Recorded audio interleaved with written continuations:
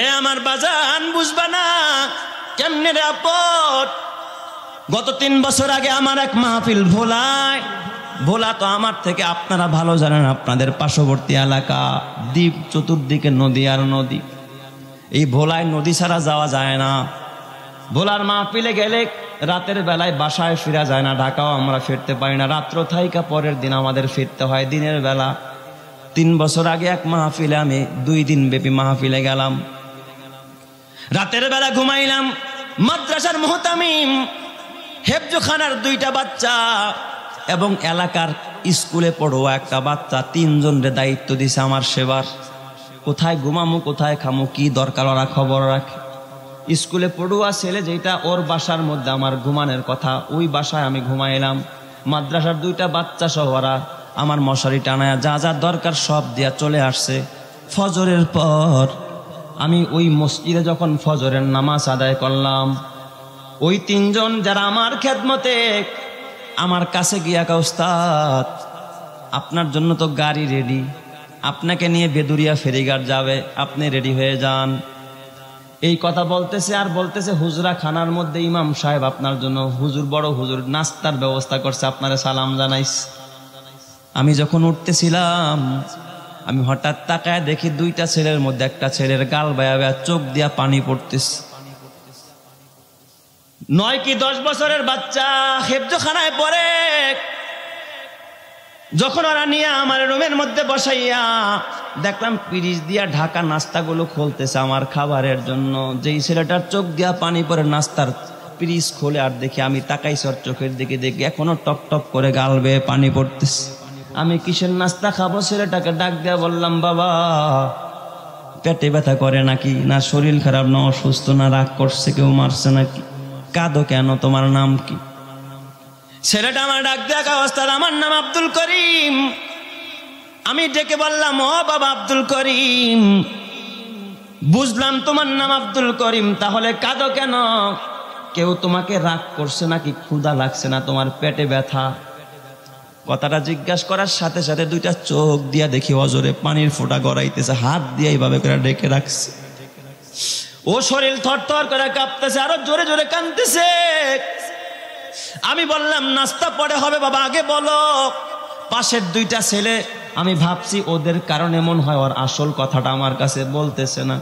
আমি ওদের 2 জনকে বললাম, তোমরা একটু বাহিরে যাও, আমি ওর সাথে একটু পার্সোনাল কথা বলবো। ছেলেটাকে কাছে ডাইকা আমি জিজ্ঞাসা করলাম, আব্বু তুমি সত্যি করে বলো তোমার কি সমস্যা, তুমি কাঁদো কেন? ছেলেটায় চোখ ডলতেছে আর কাঁদতেছে, আর আমার কয়, ওস্তাদ আমার বাবা একজন জেলে মানুষ, ভোলার নদীতে আমার বাবা মাছ ধরতেন। আমার জন্মের 1 বছর পর নৌকা ডুবিতে আমার বাবা মারা যায়। আমার ছোট্ট একটা বংশ, আমার মা আমার নানি বাড়িতে থাকে।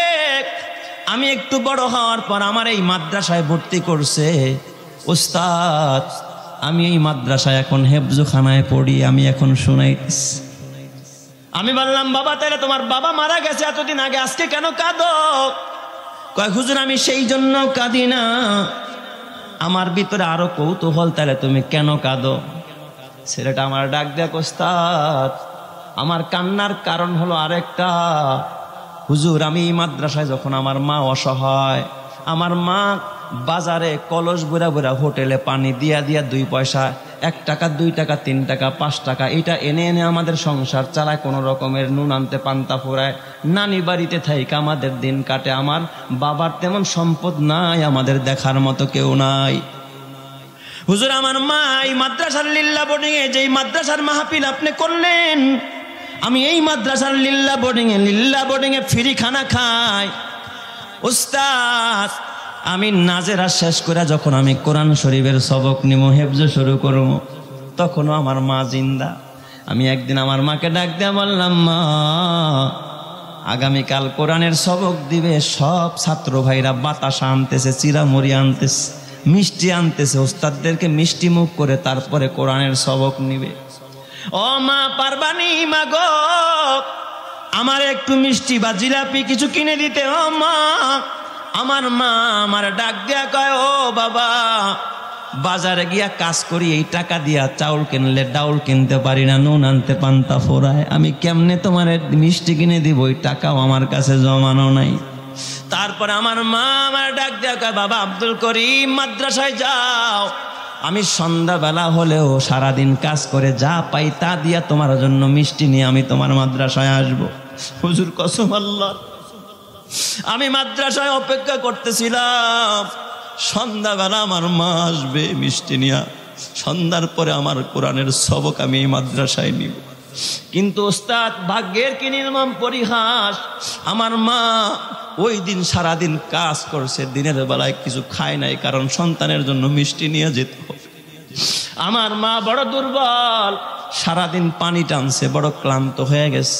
আমার মা একটু মিষ্টি কিনে আঁচলের সাথে বেঁধে, আমাকে প্রত্যক্ষদর্শীরা বলছে, আমার মা ওই মিষ্টিটা আঁচলে বেঁধে যখন আমার মাদ্রাসার দিকে রওনা, কুয়াশার চাদরে ঢাকা সন্ধ্যাবেলা, এই পৌষ মাস, আমার মা গাড়ি দেখে নাই, উল্টা দিক থেকে এক গাড়ি এসে আমার মাকে ধাক্কা মেরে রাস্তায় ফেলে দিয়েছে। আমার মা অসুস্থ অবস্থায় লোকেরা মেডিকেলে ভর্তি করেছে, আমার মা মেডিকেলে ইন্তেকাল করছে। আমার জন্য আর মিষ্টি নিয়ে আসা হলো না। হুজুর বাবাও চলে গেল, মাও চলে গেল, এখন আর আমার দেখার কেউ নাই। আর গতকালকে আপনি মা বাবা নিয়ে বয়ান করছেন, রাতের বেলায় আমি ঘুমাইতে পারি নাই।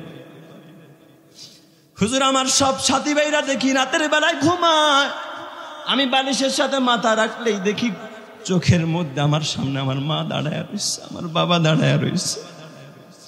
আমার পাশে তো আর কেউ আসে না, কেউ আমারে বুকে নিয়ে আদর করে না। হুজুর আমার বালিশটা পুরো ভিজে গেছে, রাত্রি বেলা ঘুমাইতে পারি না। আমার মায়ের কথা বারবার আমার মনে পড়তেছে, আমার বাবার কথা মনে পড়তেছে। হুজুর এই জন্য আমি কাঁদতেছি। আমি ডাক দিয়া বললাম, ও বাবা আব্দুল করিম, নাস্তা ডেকে রাখো, আমি আর এখন নাস্তা খাবো না। তোমার মায়ের কবর কোথায়? হুজুর আমার নানির বাড়ির ঘাটায়, এখান থেকে অল্প একটু দূরে, ওখানে আমার মায়ের কবর। আমি বললাম, বাবা চলো আগে তোমার মায়ের কবরে সালাম দিব, জিয়ারত করব, তারপরে নাস্তা খাবো। যখন আমি রওনা, মাদ্রাসার মুহতামিম সাহেব, মসজিদের ইমাম সাহেব, ছাত্ররা সহ, কমিটির লোকজন সহ আমরা 8-10 জনের একটা কাফেলা ওইদিকে রওনা। যাওয়ার পরে আমি জিজ্ঞাসা করলাম, বাবা আব্দুল করিম, কোনটা তোমার মায়ের কবর? ডাক দিয়া বলে, হুজুর ওই যে জঙ্গলের মধ্যে, ওইটা আমার মায়ের কবর, পরিষ্কার করার মতো কোনো মানুষ না।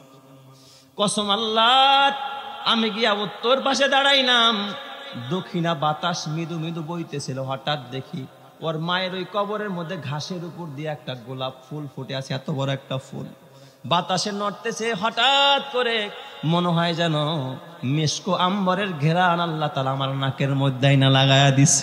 সুবহানাল্লাহ। মুহতামিম সাহেবের কানের গোড়ায় মুখ লাগায় গেলাম, হুজুর দেখছেন নি কি সুন্দর ঘেরান? হুজুর কয়, মনে হয় ফুলের ঘেরান। আমি বললাম, না, এটা ফুলের ঘেরান না, এটা আব্দুল করিমের মায়ের কবরের জান্নাতি ঘেরান। চিৎকার মেরে কন্যা আল্লাহু আকবার। এ আমার বাবা, আমি আব্দুল করিমকে ডাক দেয়া বললাম, বাবা এখানে আমি হাত তুলবো না, আমার দোয়া কবুল হবে গ্যারান্টি নাই। তুমি সন্তান, সন্তানের দোয়া মা বাবার জন্য কবুল হয়, তুমি হাত তুলো। ছোট্ট বাচ্চা হাত তুলছে, ভয় পায় কি দোয়া করবে। শুধু আমি এতটুকু শুনেছি, রব্বির হামহুমা কামা রব্বায়ানি সগীরা বলে যখন কান্না আরম্ভ করছে, আর কথা বলতে পারে না, জায়গার মধ্যে বসে পড়েছে। এ আমার বাবা, কালকে যদি তুমি মরে যাও, তুমি কি এমন সন্তান তৈরি করছো কিনা যেই সন্তানটা তোমার কবরের পাশে দাঁড়ায় রব্বির হামহুমা কামা রব্বায়ানি সগীরা পড়ার মতো সন্তান তুমি বানায়া গেলা কিনা? যদি না বানায় গিয়া থাকো রে বাবা, হাতে পায়ে ধরা বলা যায়, অন্তত এমন একটা সন্তানের খেদমত করে কবরে যাইবা। ওই সন্তান তোমার কবরের পাশ দিয়া যাবে আর বলবে, এই চাচায় আমাদেরকে বহু খেদমত করেছে, মাদ্রাসাকে ভালোবেসেছে, আল্লাহ এই চাচারে তুমি মাফ করে দাও। এ বাবা নিজে আলেম হতে পারো নাই, সন্তানরে আলেম বানাইতে পারো নাই, তারপরে একটা অপশন আছে, আলেমের খেদমত করে খোদার কবরে যাও, এই মাদ্রাসার খেদমত করে কবরে যাও, এতিমের খেদমত করে কবরে যাও। আজকে একটু ইমানি পরীক্ষা করবেন। আপনার সন্তানটা যেই ঘরের মধ্যে থাকে, বর্তমানে ম্যাক্সিমাম বাসা বাড়িতে দেখবেন ছেলের আলাদা রুম, মেয়ের জন্য একটা সময় মানুষ মা খালারা সবাই মিললে একটা খাটে থাকতে এক জায়গায় ঘুমাইতো। এখন তো সব কিছু কি হয়ে গেছে, আলাদা। ছেলে আলাদা ঘুমায়, মেয়ে আলাদা ঘুমায়। ছেলের মাথার উপরে আলাদা ফ্যান, মেয়ের মাথার উপরে আলাদা ফ্যান। মেয়ের আলাদা খাট, ছেলের আলাদা খাট, মেয়ের আলাদা সব কিছু, ছেলের আলাদা সব কিছু। আছে না নাই? ম্যাক্সিমাম ঘরগুলোর ভিতরে আছে। এরপরেও দেখবা রাত্র 2টায় টেস্ট করে দেখবা তোমার ছেলেটা, সবাই না, অধিকাংশ সন্তানেরা, যুবকেরা, তরুণেরা রাত্র 2টায়ও দেখবেন সে মোবাইলে আছে। হয়তো কেউ বা অনলাইনে, কেউ বা অফলাইনে, কেউ বা বাবা বিভিন্ন গুনায় জর্জরিত, এমন গুনাহ করে যা ভদ্র সমাজে বলা যায় না। ঠিক না ঠিক? এটা হলো তোমার আমার সমাজ। যেই সন্তানের জন্য এত গাড়ি বাড়ি এত কিছু করলাম, ওই সন্তান রাত্রেও গুনাহ করে, এশা পড়ে নাই, ফজরেরও খবর নাই। পক্ষান্তরে এই যে মাদ্রাসা, এই যে মাদ্রাসা বাকাল মদিনাতুল উলুম মাদ্রাসা, আমি কসম দিয়ে বলতে পারি এই মাদ্রাসায় আপনি রাত্র 3টা বাজে উঠে আসবেন, দেখবেন এখানের ছাত্ররা কি করে।